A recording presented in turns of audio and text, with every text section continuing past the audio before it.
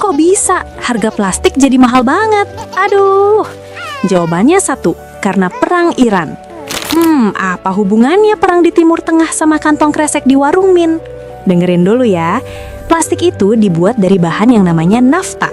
Nafta itu turunan minyak bumi. Dan 70% nafta dunia datangnya dari mana? Yap, dari Timur Tengah. Dan lewat Selat Hormuz. Nah, Selat Hormuz sekarang kan tutup, dikuasai Iran, kapal gak bisa lewat tuh. Jadi, nafta yang harusnya dikirim ke pabrik plastik Indonesia nyangkut di sana, gak bisa kemana-mana. Akibatnya, bahan baku plastik naik 45% dalam sebulan. Kantong kresek yang tadinya cuma 10.000 per packs, sekarang jadi 15.000. Plastik kemasan es yang tadinya 34.000, sekarang 55.000. Waduh, ibu penjual seblak di Jakarta cerita, kantong kresek isi 100 yang tadinya 20.000, sekarang udah 40.000. Dia nahan harga dagangannya biar nggak naik karena kasihan sama pembelinya. Pedagang harus mengalah, masyarakat gaji nggak naik, tapi semua harga naik. Dan ini bukan cuma Indonesia loh, Korea Selatan sampai larang ekspor nafta ke luar negaranya sendiri buat amankan stok dalam negeri. Entah kalau diekspor nggak bisa operasi plastik dong, hehe. Jadi begini rantainya. Trump dan Israel serang Iran, Selat Hormuz ditutup, nafta nggak bisa dikirim, pabrik plastik kekurangan bahan baku, harga plastik naik, harga makanan di warung naik, yang bayar kamu deh. Perangnya di Iran, tagihannya sampai ke warung-warung. Kalau masih mikir perang di Timur Tengah gak ada urusan sama hidupmu, coba cek lagi harga kresek di warung depan rumahmu. Kalau masih ada yang belum follow Dunia Konten, Mimin kresekin nih, hehe.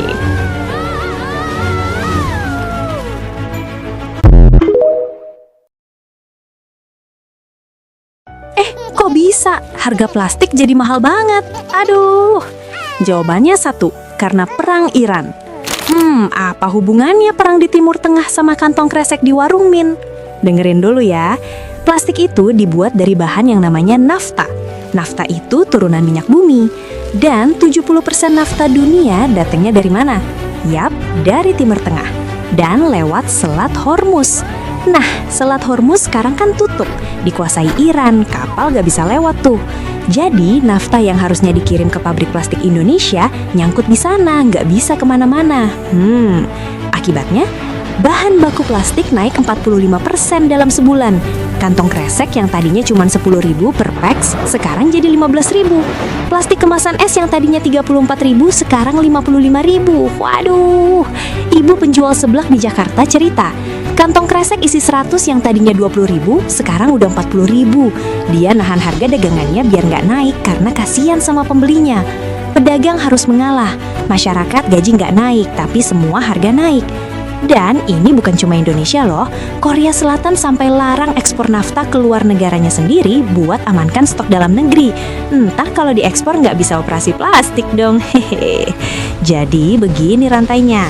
Trump dan Israel serang Iran, Selat Hormuz ditutup, nafta nggak bisa dikirim, pabrik plastik kekurangan bahan baku, harga plastik naik, harga makanan di warung naik, yang bayar kamu deh.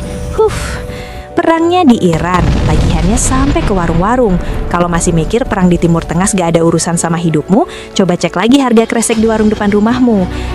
Kalau masih ada yang belum follow Dunia Konten, Mimin kresekin nih, hehe.